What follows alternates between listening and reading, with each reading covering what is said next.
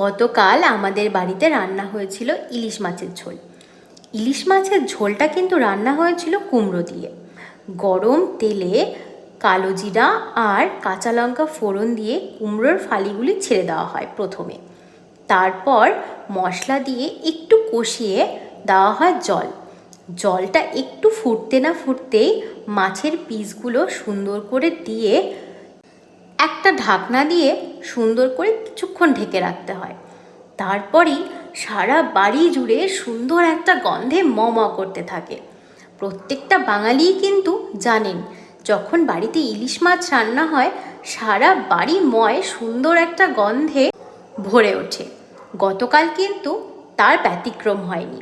আমাদের বাড়িতেও রান্নাঘর থেকে শোয়ার ঘর, বসার ঘর, প্রায় গেট পর্যন্ত এই সুন্দর গন্ধটা ছড়িয়ে গিয়েছিল।